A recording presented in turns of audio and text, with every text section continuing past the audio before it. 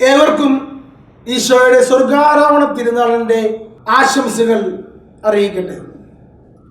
പ്രിയപ്പെട്ട സഹോദരങ്ങളെ, സഭയിൽ കടമുള്ള ദിവസങ്ങളിൽ ഒരു ദിവസമാണ് ഈശോയുടെ സ്വർഗാരോഹണ തിരുനാൾ എന്ന് പറയുന്നത്. ഇത് കടമുള്ള ദിവസമാണ്. വിശുദ്ധ കുർബാന എല്ലാവരും സ്വീകരിക്കേണ്ട ഒരു ദിവസം കൂടിയാണ് ഈശോയുടെ സ്വർഗാരോഹണ തിരുനാൾ എന്ന് പറയുന്നത്. പ്രിയപ്പെട്ട സഹോദരങ്ങളെ, ഈശോയുടെ സ്വർഗാരോഹണത്തെ കുറിച്ച് നമ്മൾ ധ്യാനിക്കുമ്പോൾ നമ്മൾ മനസ്സിലാക്കണം, ബൈബിളിൽ നോക്കിക്കഴിഞ്ഞാൽ ഹെനോക്കിനെ ദൈവം എടുത്തതായി ഉൽപ്പത്തിയുടെ പുസ്തകത്തിൽ നമുക്ക് കാണാൻ സാധിക്കും. മോശ മരിച്ചതിന് ശേഷം മോശയുടെ ശവശരീരത്തിന് വേണ്ടി മാലാഖയും പിശാചും തമ്മിലുള്ള സംസാരത്തിൽ നടത്തുന്നതും പിന്നീട് ദൂതൻ മോശയുടെ ശരീരത്തെ സ്വർഗ്ഗത്തിലേക്ക് കൊണ്ടുപോകുന്നതായിട്ടും യൂദായുടെ പുസ്തകത്തിൽ നമ്മൾ വായിക്കുന്നുണ്ട്. ഏലിയ പ്രവാചകനെ അഗ്നിരഥങ്ങളിൽ ഏറ്റിക്കൊണ്ട് കൊണ്ടുപോകുന്നതും നമുക്ക് ബൈബിളിൽ കാണാം. പരിശുദ്ധ കന്യകാമറിയം മരിച്ചതിന് ശേഷം മാലാഖമാരാൽ ആ ശരീരം എടുക്കപ്പെട്ടുകൊണ്ട് സ്വർഗാരോപതിയായി എന്ന് നമ്മൾ മനസ്സിലാക്കുന്നു. തിരുസഭയുടെ പ്രബോധനവുമുണ്ട്. ഇതിൽ നിന്നെല്ലാം വ്യത്യസ്തമായി യേശുക്രിസ്തുവിൻ്റെ സ്വർഗാരോഹണം നമ്മെ പഠിപ്പിക്കുന്ന ഒരു പാഠമുണ്ട്. മറ്റെല്ലാവരെയും എടുത്തുകൊണ്ടു പോവുകയാണ് ചെയ്തതെങ്കിൽ യേശുവിൻ്റെ ആരും എടുക്കുവാൻ വന്നിട്ടില്ല. യേശുക്രിസ്തു നേരെ സ്വർഗത്തിലേക്ക് പോവുകയാണ് ചെയ്തത്. കാരണം അവൻ ദൈവമാണ് എന്നുള്ളത് കൊണ്ടാണ്. മറ്റു മനുഷ്യരെയെല്ലാം എടുക്കുകയാണ് ചെയ്തത്, എന്നാൽ ദൈവം മുകളിലോട്ട് കയറി പോവുകയാണ് ചെയ്തത്. ഈശോ സ്വർഗാരോഹണം ചെയ്തു എന്നാണ് പറയുന്നത്. ഈശോ ശിഷ്യന്മാർ കാണുകയാണ് സ്വർഗാരോഹണം ചെയ്തത്. ഇതൊരു മറ്റൊരു പ്രത്യേകത കൂടിയുണ്ട്. യേശുക്രിസ്തുവിൻ്റെ ഉയർപ്പിന് ശേഷം 40 ദിവസം യേശുക്രിസ്തു ഭൂമിയിലായിരുന്നു. ശിഷ്യന്മാരെ പഠിപ്പിച്ചു, അവരുടെ കൂടെയായിരുന്നു. 40-ാം നാളിലാണ് ഈശോ സ്വർഗത്തിലേക്ക് ഉയർപ്പിക്കപ്പെട്ടു പോയത്, സ്വർഗാരോഹണം ചെയ്തു പോയത്. ഈശോയുടെ സ്വർഗാരോഹണം നമുക്ക് വരുന്ന പാഠമുണ്ട്. നമ്മുടെ ശരീരങ്ങളും ഉയർപ്പിക്കപ്പെടാനുള്ളതാണ് എന്നുള്ള വലിയ പാഠമാണ് ഈശോ തൻ്റെ സ്വർഗാരോഹണത്തിലൂടെ കാണിച്ചു തരുന്നത്. അന്ത്യവിധിയിൽ നമ്മുടെ ശരീരങ്ങളും സ്വർഗത്തിലേക്ക് എടുക്കപ്പെടും എന്നുള്ള ഒരു വിശ്വാസത്യം ഈശോ കാണിച്ചു തരുന്നു. ഈശോ സ്വർഗത്തിലേക്ക് എടുക്കപ്പെടുക എന്ന് പറയുമ്പോൾ എന്താണ് അർത്ഥമാക്കുന്നത്?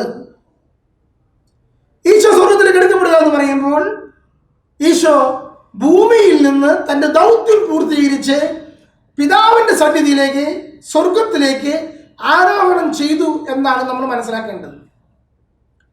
ഇങ്ങനെ ചിന്തിക്കുമ്പോൾ ഈശോ ഏത് സ്വർഗത്തിലേക്കാണ് പോയത്? ചിലരൊക്കെ വിചാരിക്കുന്നത് യേശു ക്രിസ്തു ആകാശത്തോളം അങ്ങനെ പോയി, ഇങ്ങനെ പോയി പോയി പോയി പോയി ആകാശം മുട്ടങ്ങനെ പോയി എന്ന് കരുതുന്ന ആളുകളുണ്ട്.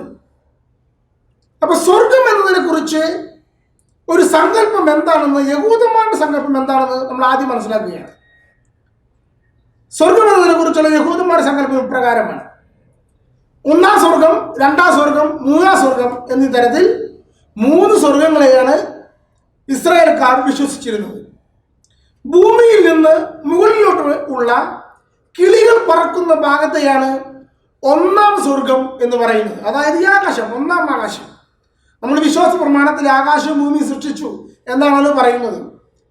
ഈ ആകാശത്തെ അവർ സ്വർഗം എന്നാണ് ഉദ്ദേശിക്കുന്നത്. 1-ാം ആകാശം എന്ന് പറയുമ്പോൾ കിളികൾ പറക്കുന്ന മേഖലയെയാണ് 1-ാം ആകാശം എന്ന് പറയുന്നത്. ഇവിടെ കിളികൾ പറക്കുന്നു, മേഘങ്ങൾ യാത്രയാകുന്നു, മേഘങ്ങൾ പോകുന്നു. ആ ഒരു മേഖലയെയാണ് 1-ാം സ്വർഗം എന്ന് പറയുന്നത്. 2-ാം സ്വർഗം എന്ന് പറയുന്നത് അവിടെ സൂര്യനും ചന്ദ്രനും നക്ഷത്രങ്ങളും ഉള്ള പ്രപഞ്ചത്തിന്റെ മേഖലയെയാണ് യഹൂദന്മാർ 2-ാം സ്വർഗം എന്ന് പറയുന്നത്. ഇനി 3-ാം സ്വർഗമുണ്ട്. യഹൂദ കൺസെപ്റ്റ് അനുസരിച്ചിട്ട് 3-ാം സ്വർഗം എന്ന് പറയുന്നത് അതിനു മീതെ വലിയൊരു ഇന്ദ്രനീല തടാകം, അതിനു മീതെയാണ് ദൈവം ഇരിക്കുന്നത്. അതാണ് 3-ാം സ്വർഗം എന്നൊരു കൺസെപ്റ്റാണ് ഇസ്രായേൽക്കാർക്കുള്ളത്. അവരെ സംബന്ധിച്ചിടത്തോളം ഈ ഭൂമി പരന്നതാണ്. ഭൂമിക്ക് മീതെ ഇങ്ങനെ 3 സ്വർഗത്തെയാണ് അവർ കാണുന്നത്. ഈ ഭൂമിക്ക് അടിയിൽ, മണ്ണിനടിയിൽ പാതാളം എന്ന അവസ്ഥയുണ്ട്. ആ പാതാളത്തിനും താഴെയാണ് നരകം എന്ന അവസ്ഥ ഉള്ളത് എന്നാണ് യഹൂദന്മാരുടെ വിശ്വാസം. ഇത് ഞാൻ പറഞ്ഞതെന്നറിയാം. ഈശോ സ്വർഗത്തിലേക്ക് എടുക്കപ്പെട്ടു എന്ന് കരുതുമ്പോൾ യേശുവിനെ ശിഷ്യന്മാർ കാണുന്നത് ഒന്നാം ആകാശം കടന്നുപോയി മേഘങ്ങൾ മറച്ചു കഴിഞ്ഞപ്പോൾ യേശുവിനെ പിന്നെ അവർ കാണുന്നില്ല. അപ്പോൾ അവരെ സംബന്ധിച്ചിടത്തോളം യേശു സ്വർഗത്തിലേക്ക് കയറിപ്പോയി എന്നുള്ളൊരു ബോധ്യം അവരുള്ളിൽ കടന്നു വന്നിരിക്കുകയാണ്. യേശു തൻ്റെ ഈ പ്രവൃത്തിയിലൂടെ ഇത്രമാത്രം തന്നെ ആഗ്രഹിച്ചിട്ടുള്ളൂ, ശിഷ്യന്മാർ താൻ സ്വർഗത്തിലേക്ക് കടന്നുപോയി എന്നുള്ള വസ്തുത മനസ്സിലാക്കണം. എന്നാൽ ഇന്ന് നമുക്ക് ശാസ്ത്രം വളർന്ന മനസ്സിലാക്കിയിട്ടുണ്ട്, ഈ മുകളിലോട്ട് പോയ പ്രപഞ്ചമാണ്. ഈ പ്രപഞ്ചത്തിന് മുകളിലാണോ സ്വർഗം? അങ്ങനെ മുകൾ എന്ന് പറയാനായിട്ടില്ല. യഹൂദന്മാരെ സംബന്ധിച്ചിടത്തോളം ആകാശത്തിൻ്റെയും നക്ഷത്രങ്ങളുടെയും സൂര്യൻ്റെയും മുകളിൽ കാണുന്ന ഇന്ദ്രനീല തടാകം ഭൂമിയിലെ കടലുമായി സംയോജിക്കുന്നു.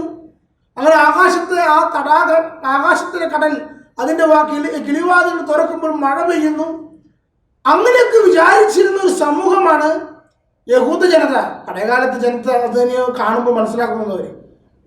ഇന്ന് ശാസ്ത്രീയമായിട്ട് നമുക്കറിയാം, മുകളിൽ അങ്ങനെ ഒരു കടലില്ല. മുകളിലുള്ളത് വാക്വമാണ്, അതായത് അന്തരീക്ഷമാണ്. അന്തരീക്ഷത്തിന് മീതെ ബഹിരാകാശമാണ്. അങ്ങനെ കടലില്ല. മാത്രമല്ല ഇതൊരു ഭൗതിക ലോകമാണ്. നിക്യ കൗൺസിൽ വളരെ വ്യക്തമായി ഈ വിഷയത്തെ പറ്റി പറയുന്നുണ്ട്.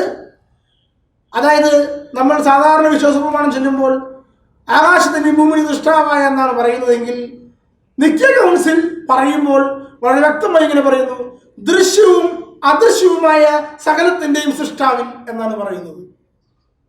അതായത് യഹൂദന്മാരെ സംബന്ധിച്ചിടത്തോളം ദൃശ്യമായ ലോകം തന്നെയാണ് സ്വർഗം എന്ന് വിചാരിച്ചിരുന്നപ്പോൾ സഭാപിതാക്കന്മാർ വിശ്വാസ പ്രമാണത്തിന് വളരെ വ്യക്തമായി പഠിപ്പിച്ചു, ദൃശ്യലോകം മാത്രമല്ല അദൃശ്യ ലോകമുണ്ട്.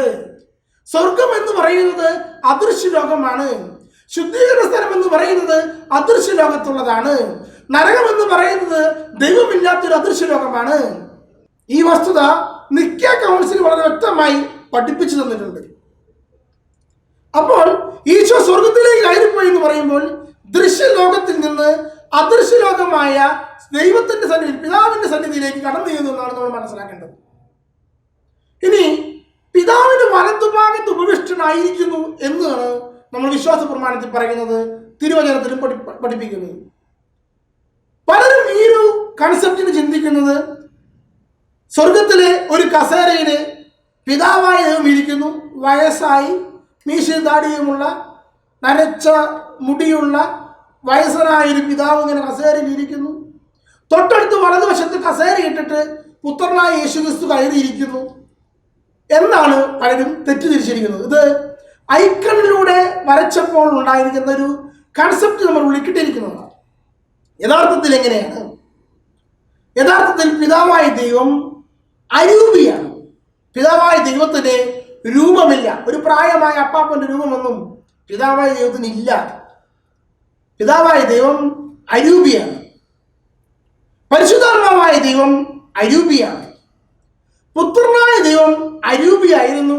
എന്നാൽ വചനമാകുന്ന ദൈവം മാംസം ധരിച്ചു. അതായത് പുത്രനായ ദൈവം അരൂപിയായിരിക്കുന്ന ദൈവം പരിശുദ്ധ കന്യാമറിയത്തിൽ നിന്ന് ശരീരം സ്വീകരിച്ച് മനുഷ്യനായതിനു ശേഷം യേശു ക്രിസ്തുവായി രൂപമുള്ളവനായി മനുഷ്യപുത്രനായി തന്നെ ആ ദൈവപുത്രൻ മനുഷ്യപുത്രനും കൂടിയായി പൂർണ്ണദൈവവും പൂർണ്ണ മനുഷ്യനുമായി ഇന്ന് വിരാജിക്കുന്നു.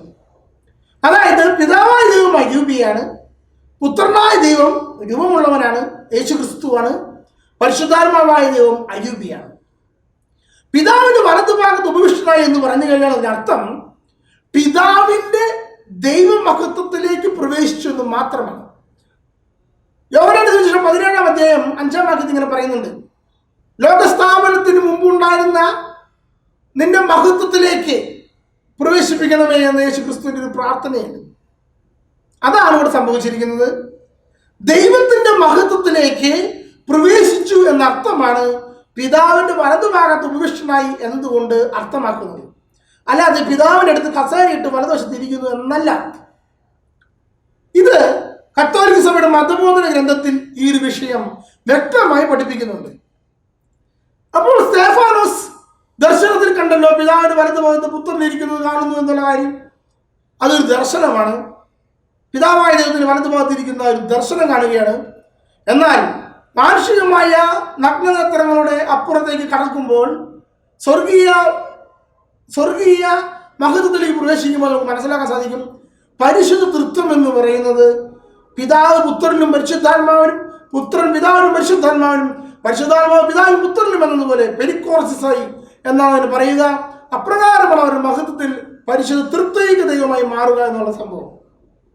അപ്പൊ പഴയ മഹത്വത്തിലേക്ക് യേശുക്രിസ്തു പ്രവേശിച്ചു എന്നതാണ്, ലോകസ്ഥാപനത്തിന് മുമ്പുണ്ടായിരുന്ന മഹത്വത്തിലേക്ക് പ്രവേശിച്ചു എന്നതാണ്, പിതാവിന്റെ വലതുഭാഗത്ത് ഉപവിഷ്ടനായി എന്നുള്ളത് കൊണ്ട് നമ്മൾ അർത്ഥമാക്കേണ്ടത്. ഇനി അവിടുന്ന് രണ്ടാമത് വരും എന്നുള്ളതാണ് നമ്മൾ മനസ്സിലാക്കേണ്ട പ്രധാനപ്പെട്ട സ്വർഗാരോഹണത്തിൽ നൽകുന്ന സന്ദേശം. ഈശോ സ്വർഗാരോഹണം ചെയ്യുമ്പോൾ ശിഷ്യന്മാരെ നോക്കിക്കൊണ്ട് മാലാഖമാർ ഇങ്ങനെ പറയുകയാണ്, നിങ്ങൾ എന്തിനാണ് ഇങ്ങനെ നോക്കി നിൽക്കുന്നത്? അവൻ കയറിപ്പോയതുപോലെ തന്നെ വീണ്ടും വരും. ഒന്നാം തവണ യേശു ക്രിസ്തു കടന്നു വന്നപ്പോൾ, വചനമാകദൈവം മാംസം ധരിച്ചപ്പോൾ, മനുഷ്യകുലത്തിന്റെ ആത്മാവിന്റെ രക്ഷ പൂർത്തീകരിച്ച് ഇന്ന് നാം മരണമടയുമ്പോൾ സ്വർഗത്തിലേക്ക് നമ്മുടെ ആത്മാവ് പ്രവേശിക്കുകയാണെങ്കിൽ യേശു ക്രിസ്തുവിന്റെ രണ്ടാം വരവിൽ നമ്മുടെ ശരീരങ്ങൾ ഉയർപ്പിക്കപ്പെടുകയും ചെയ്യും. അപ്പോൾ ഇതാണ് ഈശോയുടെ സ്വർഗാരോഹണത്തിൽ നാം മനസ്സിലാക്കേണ്ട, സഭ പഠിപ്പിക്കുന്ന വ്യക്തമായ ബോധ്യങ്ങൾ എന്നുള്ള വസ്തുത അറിഞ്ഞിരിക്കട്ടെ. ദൈവം നമ്മെ അനുഗ്രഹിക്കട്ടെ.